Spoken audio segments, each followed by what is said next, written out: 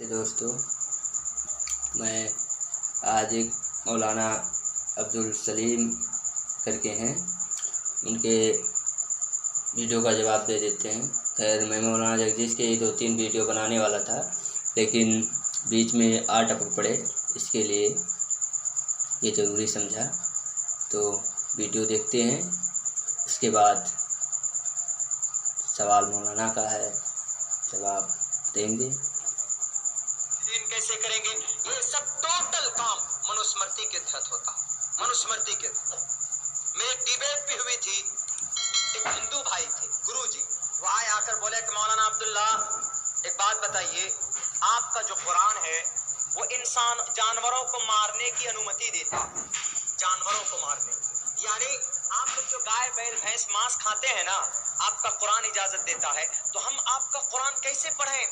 आपके कुरान के अंदर तो जुल्म की बात कही गई है, जानवरों के ऊपर जुल्म की बात है, तो हम आपके कुरान को I don't accept, I don't want to accept and I don't follow the Quran, because Quran not better, not acceptable and followable. Quran आपका ऐसा है ही नहीं, क्योंकि कुरान के अंदर कहा गया उहिल्लत लकुम बहीमतुल अनाम, जानवरों को मारो, कुरान में कहा गया, उनको खाओ। तो जीव हत्या कुरान में कहा गया, तो कैसे कुरान को माने?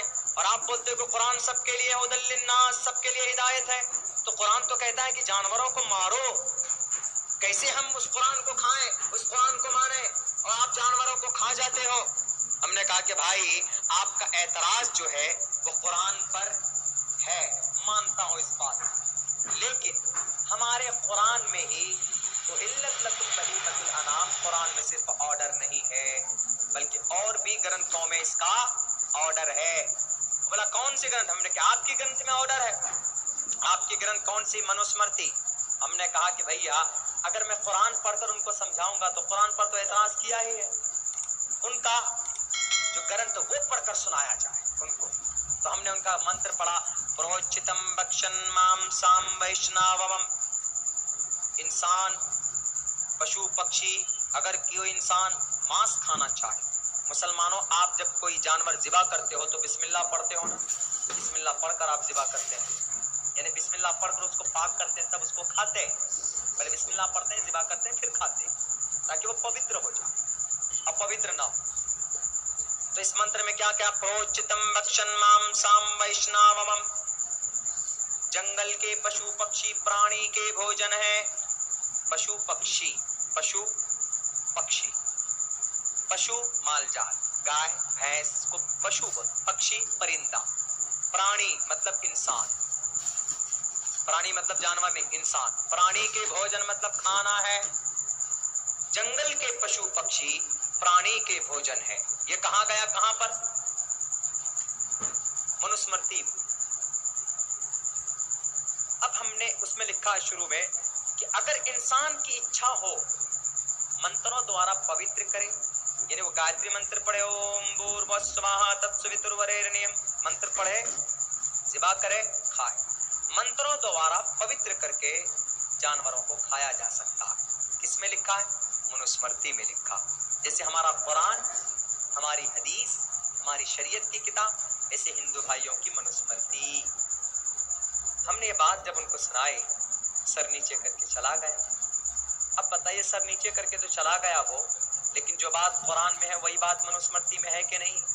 इसीलिए कहा जाता है कि मनु जी जो थे, मनु जी महाजल पलवान वाले मनु। हिंदू भाई मानते? यहाँ पे मौलाना साहब कह रहे हैं कि मनुस्मृति में मांस भक्षण का विधान है, और ये मनुस्मृति में श्लोक को मंत्र बोलते हैं और लिख रहे हैं अपने को अब्दुल्ला सलीम चतुर्वेदी, वेद का वातक भी नहीं जानते हैं, पूरे दावे के साथ मैं कह सकता हूँ। और मनुस्मृति और कुरान को एक कर रहे हैं, किससे? मनु महाराज से जोड़ रहे हैं। अरे भैया, वो तो कलामुल्लाह था अभी तक, अब संविधान में कैसे आने लगा? और यहाँ पे जो बोल रहे हैं मनुस्मृति में विधान है, उसका हवाला भी नहीं दिया मनुस्मृति का, वैसे ही हवा में तीर चला के चले गए, लोगों को चूतिया बना के पैसे लेकर चले गए। लेकिन फिर भी हम बता देते हैं मनुस्मृति में मांस भक्षण का कहीं विधान नहीं है, बल्कि उसके विपरीत है, मांस भक्षण को पाप बताया गया है। मनु महाराज जी ने मांस खाने वाले को नहीं बल्कि 8 लोगों को पापी बताया है। मनुस्मृति 5:51। अनुमंता विश्वसिता निहंता क्रिया विक्रिया सत्कर्ता च कोहंता च खादः कश्चेति घातकः। अर्थात मांसाहार की अनुमति देने वाला, मांस काटने वाला, पशु मारने वाला, खरीदने व बेचने वाला, पकाने परोसने वाला व खाने वाला, ये 8 घोर पापी हैं। और इतना ही नहीं, मनुस्मृति 5:48, 5:46 और 6:14 व्रजनयस् मनुष्यमेश्चम न कृतं प्राणिं हिंसम मास मनुष्य प्रगते कविंचितः।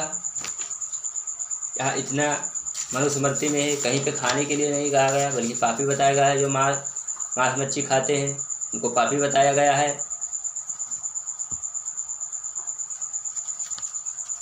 और ये बोल रहे हैं मांस खाने के लिए पवित्र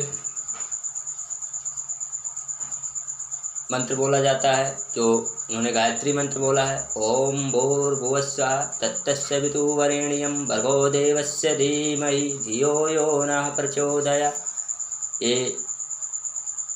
विद्या के लिए, बुद्धि के लिए, अच्छे मार्ग पे चलाने के लिए परमपिता परमात्मा से हम संध्या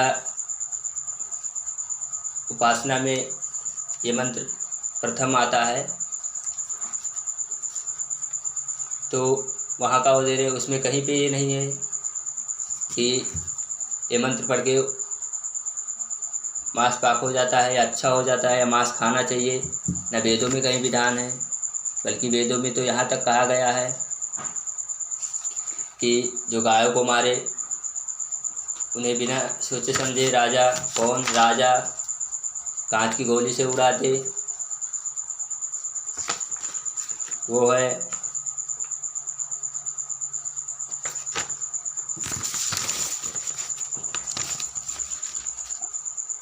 अथर्ववेद के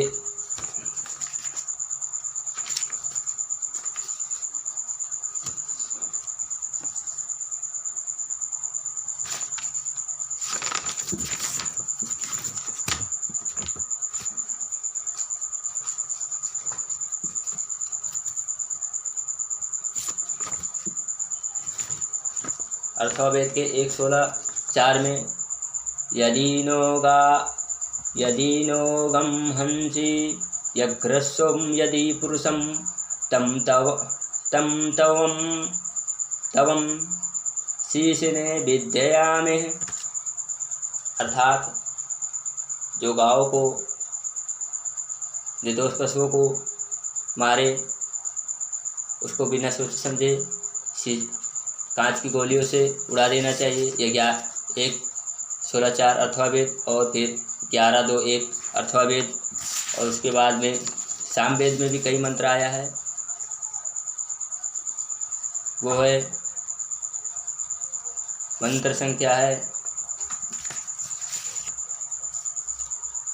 यजुर 36-18, 12-32, 1-1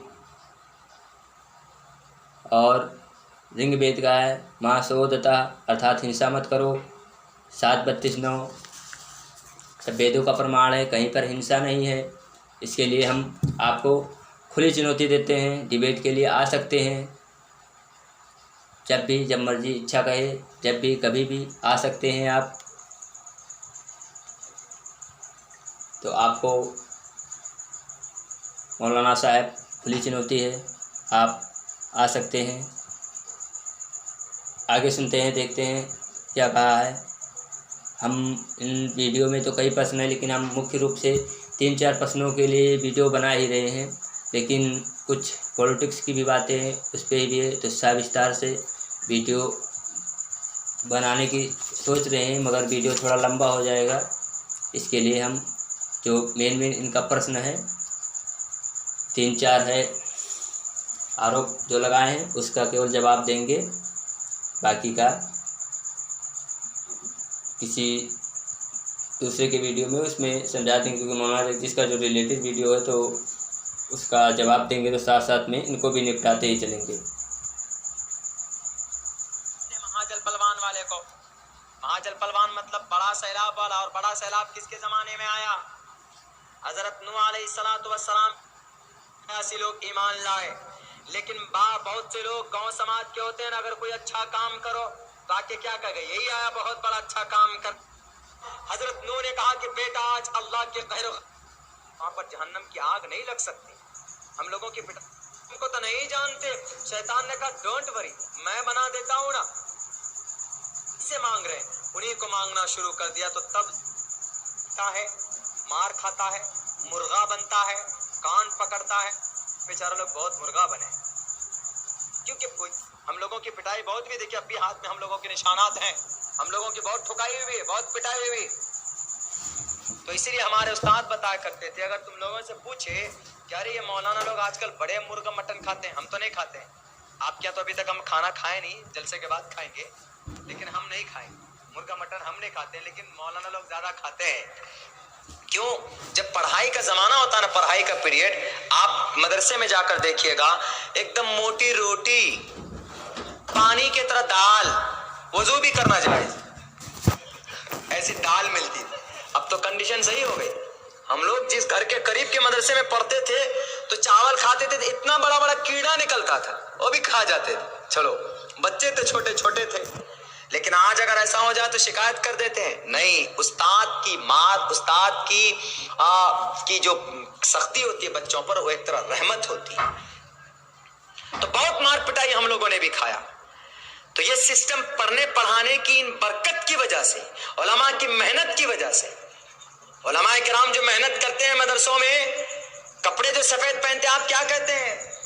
आजकल हम लोग उलमा को वो इज्जत की निगाह से नहीं देखते जो उनको होनी चाहिए, देनी चाहिए।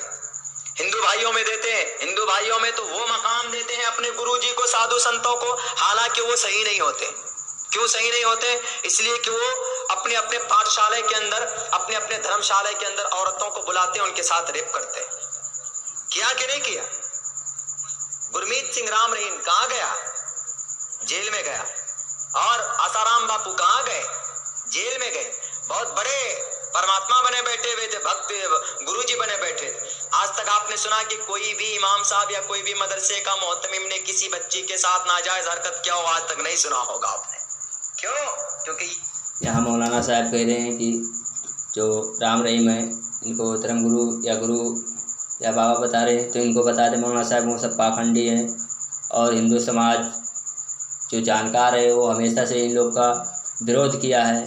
लेकिन आप लोग भी बताइए कौन से मौलानाओं को जो ऐसे हैं उनका आपने विरोध किया है? आप बोल लें एक भी मौलाना या मुफ्ती या हाफिज किसी को बता दें कैसा काम करते हों। तो मौलाना साहब महाराष्ट्र में अमरावती में, वहाँ पर एक लड़की का मदरसे में रेप हुआ था, माओ में एक लड़की का रेप हुआ था, गाज़ियाबाद में रेप हुआ था। अभी एक 60 साल का इमाम था, बच्ची को घर पे नमाज़ पढ़ाने के लिए जाता था, इस्लामिक तालीम देने के लिए जाता था। वहाँ पर 9 साल की बच्ची थी, 2 मिनट के लिए लाइट गया, उस बच्ची के भी साथ दुष्कर्म करने को तैयार हो गए। वो अच्छा हुआ बच्ची चिल्ला दिया, और यहाँ तक तो जलीलत पूरा छोड़ दो, एक केस आया था बकरी को भी मौलाना साहब ने नहीं छोड़ा। ऐसे ऐसे हैं, ये मदरसे की केस है सब, जहाँ तालीमुल कुरान होता है, जहाँ कुरान की तालीम दी जाती है, इस्लामिक शिक्षा दी जाती है, वहाँ की हम बात कर रहे हैं, मदरसे की। आगे देखते हैं क्या हस्तक्षेप किए हैं मौलाना साहब। ये ईमानदारी के साथ आपके बच्चों को तालीम देते, जो सही बात है कुरान में वो बताते हैं, हिंदू भाइयों में नहीं बताते। वरना हिंदू भाई ये जो मनुस्मृति लेकर भटके हैं, ये हम उसी मनुस्मृति में 50 मंत्र और श्लोक ऐसे हैं जो मैंने अल्लाह की वहदानियत पर, धर्म के नाम पर दंगा न होने पर हमने निकाल कर बताया, लेकिन ये लोग नहीं बताते हैं। हालांकि साहब मौलाना साहब कह रहे हैं कि हिंदू भटके हुए, तो महोदय हिंदू भटके नहीं हुए हैं, हिंदू तो सही रास्ते पे हैं, आप लोग भटके हुए हैं, आप लोग भटक रहे हैं। इसीलिए कभी आपको पैगंबर को सिद्ध करने के लिए गरुड़ पुराण, वायु पुराण, हिंदू धर्म ग्रंथ को पीछे जानना पड़ता है, कहीं गुरु ग्रंथ साहिब के पीछे जाना पड़ता है, कहीं त्रिपिटका के पीछे भागना पड़ता है, कहीं भटक तो आप रहे हो। हिंदू तो एक जगह पे अस्थाई है। और मनुस्मृति में श्लोक होता है, मंत्र नहीं होता है। और आप चतुर्वेदी लिखते हो, हमें लग रहा है कि आप वेद का एक भी मंत्र नहीं पढ़े होंगे, कहीं से सुन लिए होंगे, डॉक्टर जाकिर नाइक हुए, मौलाना जगदीश हुए, इन लोग से आती है, उसको लेकर आप हस्तक्षेप कर रहे हो और बोल रहे हो कुरान में अल्लाह के बारे में अच्छी अच्छी बातें जो है वो हमने निकाल के दिया है। तो महोदय मनुस्मृति में अल्लाह के लिए अच्छी अच्छी बातें वो निकाल के आपने दिया है लोगों को, तो महोदय हम आपको बता दें मनुस्मृति में अल्लाह का भू तक नहीं है। हाँ। और जहाँ तक रही अच्छी बातें की, तो मनुस्मृति में अल्लाह की बू तक नहीं है और कुरान में इंसानियत की बू तक नहीं है, मानवता की बू भी नहीं है।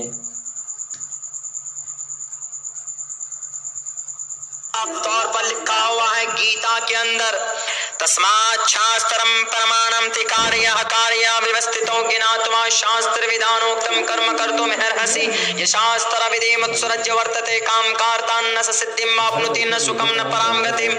के लोगों, शास्त्रों की बातों को मानो, क्योंकि शास्त्रों के अंदर अच्छी बातें कही गई है। तुम किसी एरे गहरे की बात मत मानो, तुम किसी लाल बुजक्कर की बात मत मानो, तुम किसी योगी बाबा की बात मत मानो, कि तुम किसी ढोंगी बाबा की बात मत मानो, बल्कि तुम बात मानो किसकी? शास्त्रों की बात मानो।